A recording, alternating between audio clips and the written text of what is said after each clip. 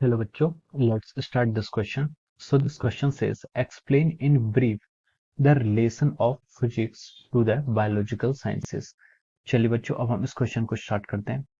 देखिए बच्चों, इस क्वेश्चन का जो आपका की कॉन्सेप्ट है, इस क्वेश्चन का आपका की कॉन्सेप्ट है कि बायोलॉजिकल साइंसेस में फिजिक्स का क्या होता है, आपका रिलेशन होता है। ठीक है, तो हम इसको लिख सकते हैं। इसका की कॉन्सेप्ट क्या होगा? रिलेशन, इसका relation of physics to biological sciences. ठीक है, हमें यहाँ पर क्या बताना है? रिलेशन ही बताना है, तो हम इसको क्या लिख सकते हैं? Relation of physics to biological sciences. Okay, तो चलिए बच्चों, हम इस क्वेश्चन को अब आगे स्टार्ट करते हैं।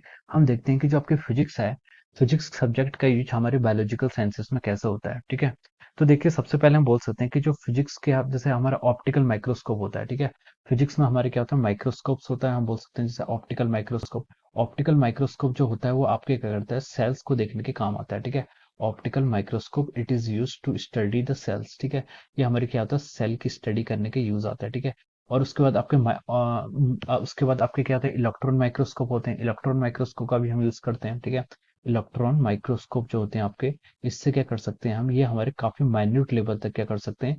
चीजों को क्या कर सकते हैं? मैग्नीफाई करते हैं। ठीक है, तो हम यहाँ पर माइक्रोस्कोप का यूज करते हैं, हमारी आपकी एक्सरे का यूज करते हैं, न्यूट्रॉन डिफ्रैक्शन। ऐसे ही आपकी बहुत सारी चीजें हैं जिनपे हमारा जो क्या होता है? फिजिक्स की जो एप्लीकेशंस हैं, जो फिजिक्स से जो चीजें मतलब हम इंस्ट्रूमेंट्स अप्लाई बनाते हैं, वो आपके बायोलॉजिकल साइंसेस में क्या होते हैं? यूज होते हैं। ठीक है, तो देखिए नंबर वन, अगर मैं इसको स्टार्ट करूं, तो देखिए सबसे पहले आपको जो न्यूरॉन्स होता है, ठीक है, न्यूरॉन्स का जो मोशन होता है, हम उसको भी ऐसे डिफाइन कर सकते हैं न्यूरॉन्स के लिए। ठीक है, अब देखिए न्यूरॉन्स में क्या होता है? न्यूरॉन्स न्यूरॉन्स क्या होता है? आपका जो नर्वस सिस्टम होता है, नर्वस सिस्टम की एक यूनिट होती है न्यूरॉन्स, जो क्या करती है? जो आपके सिग्नल्स होते हैं, सिग्नल्स होते हैं यानी कि आपकी जो इन्फॉर्मेशन होती है, उसको इलेक्ट्रिकल सिग्नल्स की फॉर्म में कन्वर्ट करती है। उसको क्या करती है? इलेक्ट्रिकल सिग्नल्स की फॉर्म में कन्वर्ट करती है और हमारे ब्रेन तक पहुंचाती है। ठीक है, तो जो न्यूरॉन्स होते हैं हम वो लिख सकते हैं, जो आपके इलेक्ट्रिकल इम्पल्स होते हैं या फिर सिग्नल्स होते हैं, इलेक्ट्रिकल इम्पल्स की फॉर्म पे हमारे सिग्नल्स होते हैं, वो हमारे कहाँ तक जाते हैं? ब्रेन्स तक जाते हैं। ठीक है, तो उनकी स्टडी करने के लिए हमें क्या करना पड़ता है? जो हमारे ब्रेन्स तक सिग्नल जाते हैं न्यूरॉन्स, उनकी स्टडी सिमिलर होती है किसके? इलेक्ट्रिकल इम्पल्स की स्टडी के। Okay, so this is the first, जो हमारा फर्स्ट क्या रिलेशन होता है। ठीक है, अब दूसरी चीज हम बोल सकते हैं कि अब जो बायोलॉजी में जो हमारा ईसीजी होता है, जो हमारे मेडिसिन में यूज होता है, ईसीजी मतलब होता है आपका इलेक्ट्रोकार्डियोग्राफी जो होता है आपका, उसका जो उसका प्रिंसिपल होता है, इलेक्ट्रोकार्डियोग्राफिक जो आपकी मशीन होती है, वो आपकी जो प्रिंसिपल होती है वो आप क्या करती है? वेव्स एंड ऑसिलेशन पर बेस्ड है, इसलिए वेव्स एंड ऑसिलेशन पर क्या करती है? वर्क करती है। ठीक है, वेव्स एंड ऑसिलेशन। ठीक है, तो जो आपकी इलेक्ट्रोकार्डियोग्राफ होता है, ईसीजी जिसे हम बोलते हैं, जिससे हम हार्ट की स्टडी करते हैं, वो क्या करती है? It work on the basis of the oscillation and waves, जो आपका क्या है? फिजिक्स पर बेस्ड है। ठीक है, और इसका जो आपका थर्ड एप्लीकेशन हो सकता है, इसका थर्ड एप्लीकेशन होता है कि जैसे आप एमआरआई होते हैं, आपके जितने आपके एमआरआई होते हैं, मैग्नेटिक रेजोनेंस इमेजिंग बोलते हैं, या फिर आपकी जितनी एक्सरेज होती हैं, ठीक है, ये सब भी क्या करती हैं? ये सब की आपकी एमआरआई होगी, एक्सरे होगी, ये आपकी इलेक्ट्रोमैग्नेटिक वेव्स हैं, ये क्या आपकी ईएम वेव है। ठीक है, ये आपकी ईएम वेव है, तो इनकी स्टडी किस बेसिस पर होती है? ईएम वेव के बेसिस पर होती है, और उस वो क्या आपका फिजिक्स की एक ब्रांच है। ठीक है, तो हम कह सकते हैं कि ये जो आपकी चीजें होती है, एक्सरे होता है, बोन्स का हम एक्सरे कराते हैं, या फिर हम एमआरआई कराते हैं ब्रेन्स का, और दूसरा आपका अल्ट्रासाउंड भी होता है, अल्ट्रासाउंड, ये सब चीजें क्या होती है? आपकी फिजिक्स पर क्या है? फिजिक्स के ही एप्लीकेशन पर बेस्ड है, या फिर हमारे ईएम वेव्स पर ये बेस्ड है। ठीक है, सो ये सब के यहाँ आपकी एप्लीकेशंस हैं, जिस एप्लीकेशंस का हम यूज करते हैं।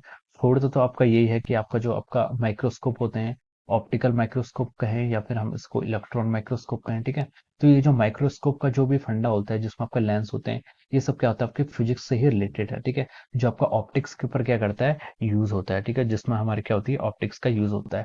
और हम एक जो आपका प्लांट्स में होता है, जैसे आपका प्लांट में जो आपका फोटोसिंथेसिस होता है, फोटोसिंथेसिस के पीछे भी हम बोल सकते हैं फोटोसिंथेसिस, इसमें भी क्या होता है? आपका आपकी लाइट रे आपकी क्या करती है? प्लांट्स पर क्या करती है? फॉल करती है, और उससे वो क्या पढ़ते हैं? अपना भोजन बनाते हैं। ठीक है, तो वो जो आपकी फोटोसिंथेसिस होती है, वो भी आपके क्या है? फिजिक्स के प्रिंसिपल पर क्या होती है? बेस्ड होती है। जो सनलाइट उस पर फॉल करती है, फोटोन्स उस पर फॉल करते हैं, तो हम लिख सकते हैं कि वो क्या आपकी सोलर फिजिक्स की उसमें आते हैं। ठीक है, ये आपका सोलर फिजिक्स में डिपेंड करता है। ठीक है, और हम और जो उसकी एप्लीकेशन लिख सकते हैं, इसकी और एप्लीकेशन हम बोल सकते हैं, जैसे आपका जो आपके कुछ एनिमल्स होते हैं, जैसे कि आपका बेट्स होता है या फिर आपकी डॉल्फिन होती हैं, ये सब जो होती हैं, ये सब क्या करती हैं? आपकी आपकी ईएम रेडिएशन क्या करती हैं? जैसे आपका यूवी रेडिएशन आता है, उसको फॉलो करती हैं, ठीक है, और उसको फॉलो करके ये अपना एक मैग्नेटिक फील्ड बनाती है और एज ए डायरेक्शन उसको क्या करती है, यूज करती है। जो आपके बैट्स होते हैं या फिर आपके जो डॉल्फिन्स होती हैं, ये जो एनिमल्स होते हैं वो क्या करते हैं, यूवी रेडिएशन को अपने मूवमेंट के लिए क्या करते हैं,